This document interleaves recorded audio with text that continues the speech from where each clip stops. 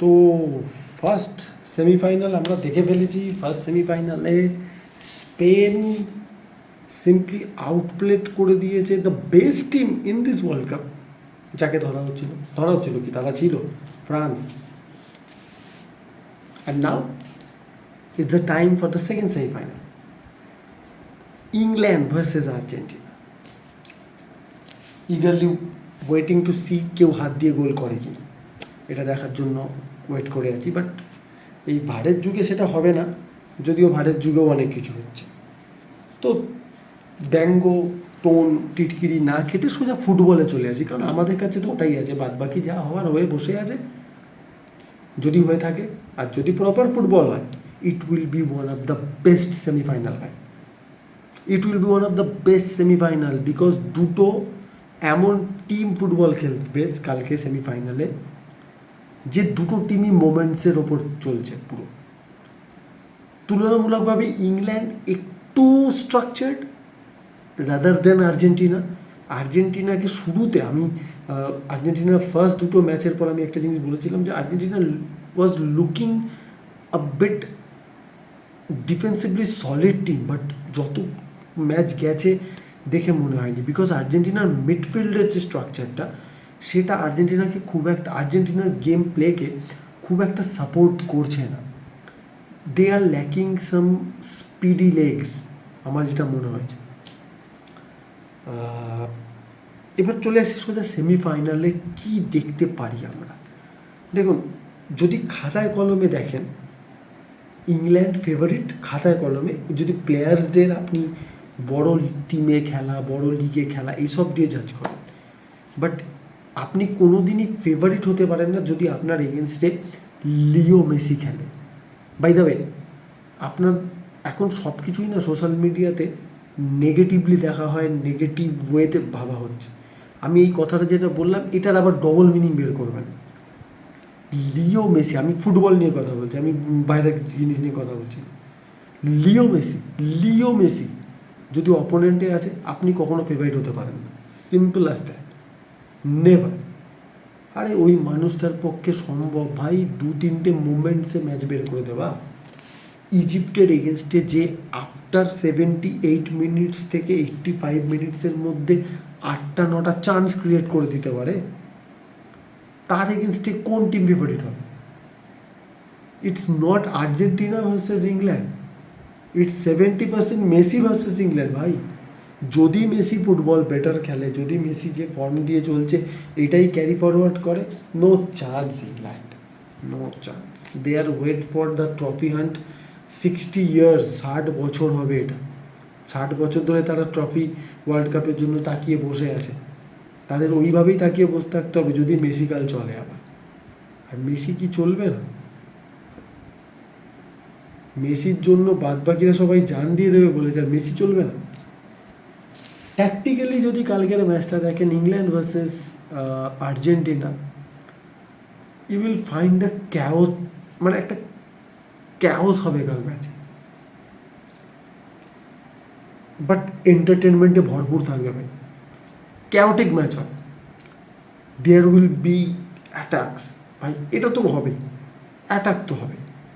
হ্যাঁ, যদি না এখন থমাস টুকেল রিদম মোমেন্টামকে স্লো ডাউন করে দেয়। বাট আমার ইংল্যান্ডকে দেখে লাগছে না যে ইংল্যান্ড যেটা স্পেন করলো এগেনস্ট ফ্রান্স, যে নিজেদের তালে অপোনেন্টকে খেলাবে, নিজেদের ফুটবল মোমেন্টামটাকে এমনভাবে রাখবে অপোনেন্ট সেই মোমেন্টামের সঙ্গে পারবে না তাল মেলাতে। ইংল্যান্ড ওই কোয়ালিটির টিম না। ইংল্যান্ডও মোমেন্টস ক্রিয়েট করবে, দেয়ার উইল বি লাইক মনে হবে এই বুঝি ইংল্যান্ড গোল খেলো, and then suddenly England bounce back.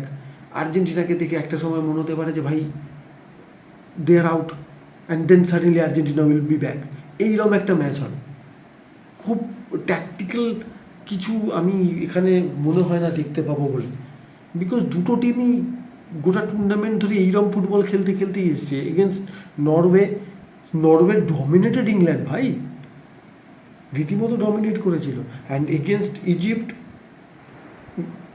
Argentina dominate হয়েছিল। এগেনস্ট সুইজারল্যান্ড সেকেন্ড হাফে সুইজারল্যান্ড যে ফুটবলটা খেলেছিল, একটা সময় মনে হচ্ছিল যে ভাই ফার্স্ট গোলটা হওয়ার পর any time second goal concede করবে, দেন রেড কার্ড, দেন ডিফারেন্ট থিংস হ্যাপেন, ওগুলো আলাদা জিনিস। কালকের ম্যাচে ট্যাকটিক্যাল একটাই ব্যাটেল হবে, সেটা হচ্ছে ইংল্যান্ডের ওই টিপিক্যাল লং বল আর হ্যারিকেনের নিচে নেমে আসাটাকে কীভাবে ইংল্যান্ডের ডিফেন্স কীভাবে ওই জিনিসটাকে কন্ট্রোল করে, কীভাবে ওই জিনিসটার সাথে মানে লড়াই করে পেরে ওঠে।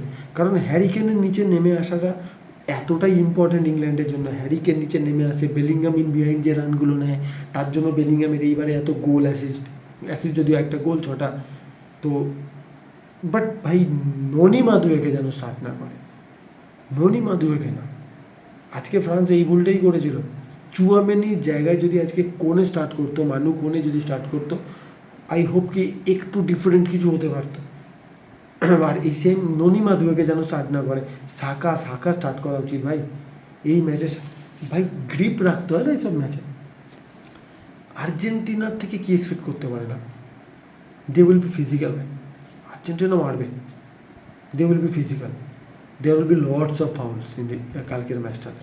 একটা দুটো পেনাল্টি হলেও অবাক করার কিছু নেই, রেড কার্ডেরও চান্সেস আছে। খুব বেশি এই ম্যাচটার প্রিভিউ দিতে পারছি না আমি সত্যি কথা বলছি, বিকজ স্পেন ভার্সেস ফ্রান্স ম্যাচটার প্রিভিউ দিতে পেরেছিলাম, তার কারণ একটা স্ট্রাকচার বোঝা যাচ্ছিল কি হতে পারে। স্পেন হোল্ড করবে, ফ্রান্স চেষ্টা করবে কাউন্টার, অলমোস্ট ওরকমই হওয়ার মতো সিচুয়েশান হয়েছিল। আপনারা মিলিয়ে নিন। এই ম্যাচটাতে সিম্পলি বুঝতে পারছি না কী হবে, মানে কে হোল্ড করবে বল। আমার তো মনে হচ্ছে কেউই হোল্ড করবে না, it will be an open box to box match, আমার তো মনে হচ্ছে তাই হবে। হোল্ড করলে ইংল্যান্ড একটু হোল্ড করে নেবে, আর্জেন্টিনা ওসব হোল্ড ফোল্ডের ধান্দায় নেই ভাই। আর্জেন্টিনা সিম্পলি সিট ব্যাক করে যাবে, কাউন্টার করে দেবে। প্রবলেম ইজ কাউন্টার করার যে স্পিডটা, England is a speedy team, ইংল্যান্ডের রাইট ব্যাক লেফট ব্যাকে স্পিড আছে, ইংল্যান্ডের মিডফিল্ডে সেই ফিজিক্যালিটি আছে টু কোপ with Argentina.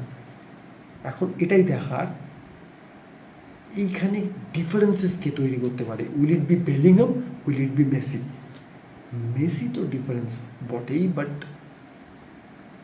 So let's see কী হয়। প্রেডিকশন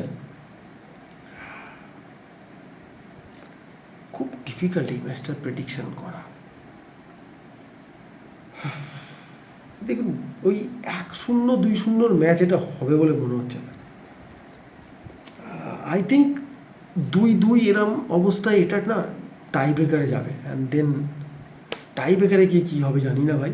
আইদার এরকম একটা সিচুয়েশান হবে যে 2-2 সিচুয়েশান থেকে টাই ব্রেকারে গেল, অর ওই 2-1 বা 3-1 এরম একটা কিছু রেজাল্ট নিয়ে আমার মনে হচ্ছে England will win the match, and Spain versus England will be the final, যেটা লাস্ট ইয়ার ইউরোতে হয়েছিল। আমার মনে হচ্ছে সেটা, but you never know with Leo Messi. So দেখা যাক কালকে কী হয়, and then we will talk about it. So সবাই খুব ভালো থাকবেন, দেখা হচ্ছে সেকেন্ড সেমিফাইনালের পরে।